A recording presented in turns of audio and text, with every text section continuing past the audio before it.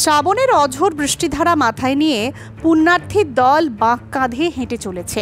শ্রাবণে আমিষ পরিত্যাজ্য, ধর্মীয় সংস্কার মেনেই এ মাসে ডিম মাংসের চল কমে এসেছে। কিন্তু ব্রয়লার মুরগির দাম কমলেও বাজারে ডিমের দাম কি কমেছে? নমস্কার, আপনারা দেখছেন ইন্ডিয়া পোল্ট্রি নিউজ, বাংলার পোল্ট্রি শিল্পের একমাত্র বিশ্বস্ত তথ্যসূত্র। বছরের শুরু থেকেই বাজারে ডিমের দাম কিন্তু গড়পড়তা দামের চেয়ে বেশি। বিগত বছরগুলোতে ডিম পিছু দাম 5 টাকার আশেপাশে ঘোরাফেরা করলেও এবছর 7 টাকার আশেপাশেই রয়েছে। 7 তাড়াতাড়ি 5 থেকে 7-এর ঘরে লাভ দেওয়া এই ডিমের দাম উপভোক্তা থেকে বাজার সরকার সবাইকেই ভরকে দিয়েছে। অথচ ডিমের উৎপাদনের হারে বাংলা সবাইকে পিছনে ফেলেছে। এসব প্রশ্নের উত্তর খুঁজতেই কামারপুকুরে 3 দশকের পুরনো ডিমের আড়তদার হারাধন কুণ্ডুর মুখোমুখি হলো পোল্ট্রি নিউজের ক্যামেরা। আমি 30 বছর ডিমের ব্যবসা করি, 30 বছর। তার মধ্যে ধরুন আমি মোটামুটি বছর 15 লোকাল মালের ব্যবসা করছি। আগে অন্ধের মালে কিন্তু ব্যবসা করতাম। এখন লোকাল মালে ব্যবসা করতে এসে দেখা যাচ্ছে আমাদের কিন্তু যে ওয়েস্টেজের পরিমাণটা কিন্তু অনেকটাই কম। হ্যাঁ, মানে ব্রেকেজ যেটা আর কি, ভাঙা ফাটা পচাটা কি খুব কম হয়। হ্যাঁ, এবং ডিমের গুণগত মান বেশ টেস্টফুল।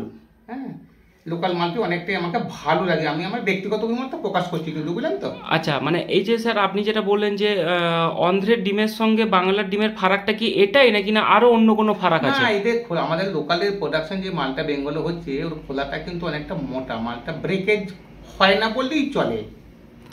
আচ্ছা, এবং যে অন্ধ্র থেকে মাল আনতে যে অনেক সময় ব্রোকেন হয়ে যায় মাল, তাতে কিন্তু অনেক ডিম ব্যবসায়ী কিন্তু লস হয়। হ্যাঁ হ্যাঁ, অনেক ডিম ব্যবসায়ী ওটা লোসকানি খেয়েছে, কিন্তু বর্তমানে লোকাল মাল ব্যবসা করতে গিয়ে সেই ভয়টা আর নাই। আচ্ছা স্যার, আপনি যে ব্যবসা করছেন, তো সেক্ষেত্রে কি আপনি লোকালে কোথা থেকে মাল নিচ্ছেন? কোনো ফার্মের সঙ্গে চুক্তিবদ্ধভাবে মাল নিচ্ছেন, নাকি কোনো সফল ব্যবসায়ীর কাছ থেকে মাল নিচ্ছেন? না না, আমি নিজের ট্রেডার্স তো নিচ্ছি, আমি কিন্তু চাষির কাছ থেকে মালটা নিই। আচ্ছা, মেদিনীপুর থেকে বেশি মালটা নিই, মেদিনীপুর ডিস্ট্রিক্ট থেকে মালটা বেশি নেওয়া হয়। আচ্ছা, মেদিনীপুর ডিস্ট্রিক্টে বেশি মালটা নেওয়া হয়। আচ্ছা, বর্ষায় এখন তো ডিমের দাম চড়া, এই ডিমের দাম বেড়ে যাওয়ার পিছনের মেন কারণটা আপনি কি বুঝছেন? কারণটা হচ্ছে, ব্যাপারটা হচ্ছে, ধরুন প্রথম কথা হচ্ছে যে সব কিছু দ্রব্যমূল্য তো অনেক বেশি। যদি এই রেট থেকে বেশি বলা হয় কিন্তু একটু ভুল বলা হবে, কারণ সব জিনিসের দাম তো দ্রব্যমূল্য তো প্রচুর বেড়ে গেছে, বলুন না আপনি। প্রত্যেক জিনিসের দাম কিন্তু বেড়ে গেছে।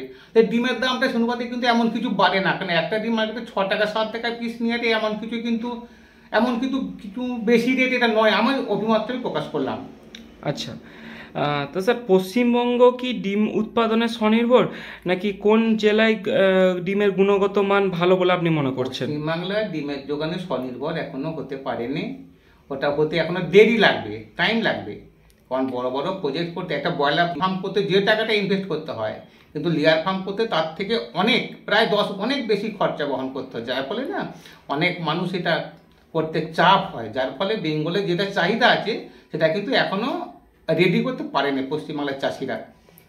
আচ্ছা, আপনি বলছেন যে এখনো পশ্চিমবঙ্গ কিন্তু ডিম উৎপাদনে স্বনির্ভর নয়, না, সেটা এখনো কয়েক বছর যাবত সময় লাগতে পারে। টাইম লাগবে। আচ্ছা, কোন জেলার ডিমের গুণগত মান ভালো বলে আপনি মানে বলছেন? আমার হিসাবে ডিমের গুণগত মান হচ্ছে মোটামুটি মেদিনীপুর, যেটা জঙ্গলমহলে ডিমের টেস্টটা বেশি হয়। বিশেষ করে ধরুন মেদিনীপুর বলুন, বাঁকুড়ার কিছু অংশ ডিম কিন্তু, জয়পুরের ডিমও যথেষ্ট সুনাম, এবং তাছাড়া আপনার মেদিনীপুরেও যথেষ্ট একটা ভালো অবদান আছে।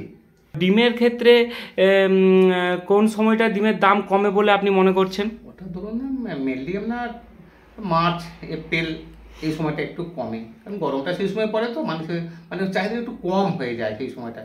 আচ্ছা, আর এই লংজিভিটিটাও ওই সময়টা একটু কম হয়ে যায়। তো আর এখন চাহিদা কীরকম আছে বলে মনে করছেন? চাহিদা শ্রাবণ মাসটা পড়তে চাহিদা একটু হালকা হয়েছে, তাহলে ডিমের চাহিদা ভালোই আছে, বুঝলেন তো। লোকাল মালের চাহিদা সবসময় আছে, শুধুমাত্র একটুখানি অসুবিধা হয়, যেটা হচ্ছে কলকাতা মার্কেটিংটা এত বেশি আপ ডাউন করে, এটা লোকাল মালে ব্যবসা করতে একটু আমাদের অসুবিধা হয়। একবারে 30 পয়সা বাড়া, একবারে 40 পয়সা কমা, এটা কিন্তু আমাদের মতো ট্রেডার্সদের কিন্তু ব্যবসা করাটা খুবই অসুবিধা। ধরুন আমি আজকে ফার্মে লোড করতে গেলাম, বৈকাল সন্ধ্যে রাত 10টায় গেট পাস পেলাম, গাড়ি আসতে করতে তারপর সকাল হয়ে গেল, ব্যাস মেসেজ আসছে 40 পয়সা মাইনাস। সেই যে এক গাড়ি মালে তখন বহু টাকা কিন্তু লস হয়ে যায়। এটাকে কন্ট্রোল করতে পারলে কিন্তু ব্যবসা করতে কিন্তু ভালো হবে আমাদের মতো ট্রেডার্সদের। আচ্ছা, আপনি যে বললেন যে 30 বছর যাবত আপনি ব্যবসা করছেন, ডিমের ব্যবসা, এক্ষেত্রে কি আপনি শুধু রিটেলে ব্যবসা করছেন না পাইকারি হোলসেলও ব্যবসা করছেন? হোলসেল ব্যবসা করি বুঝলেন তো। বর্তমানে ধরুন আমাদের মোটামুটি মানে কি বলবো, আপনি কোনো আশীর্বাদে আপনার হোটেল ইন্ডাস্ট্রি বা আপনি ধরুন কোনো বড় জায়গায় কোনো ডিম সাপ্লাই করছেন নাকি? আমি মোটামুটি বর্তমানে 4টে ডিস্ট্রিক্টের অংশ মিলে কিছুটা ব্যবসা করবেন তো, 4টে ডিস্ট্রিক্টের কিছুটা অংশ মিলে ব্যবসাটা করি বুঝলেন তো। তাতে তার মধ্যে প্রতিষ্ঠান অনেক কিছুই আছে, হসপিটাল আছে, ICDS আছে, স্কুল আছে, বড় বড় প্রতিষ্ঠান। কিন্তু আমি 4টে ডিস্ট্রিক্টের কিছু কিছু অংশ মিলে আমি কিন্তু সাপ্লাইটা দিই।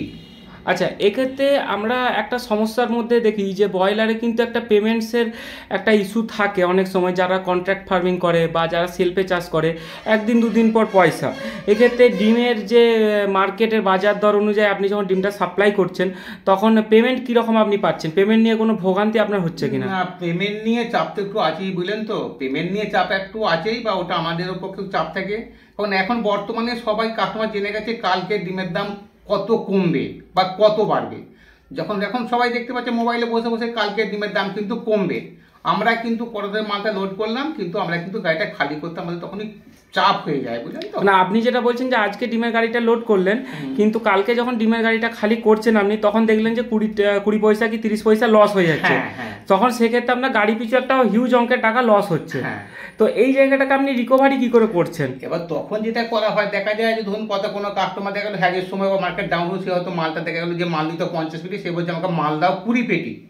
আবার যখন মার্কেটটা আপ হবে তখন কিন্তু আমি যেটা করি, আমার ব্যক্তিগত অভিমতটা প্রকাশ করছি, তখন কিন্তু তাকে মালটা চেপে দিই যে না, আমাদের একটু কোনো কিছু অজুহাত দিয়ে গাড়ি আজ লোড কম হয়েছে, মালটা আপনার 50টা হবে না, 20টাই হবে। এইভাবে আমাদেরকে একটা সিস্টেম করতে হয়, নাহলে তো আমরা ফেলিওর হয়ে যাব না।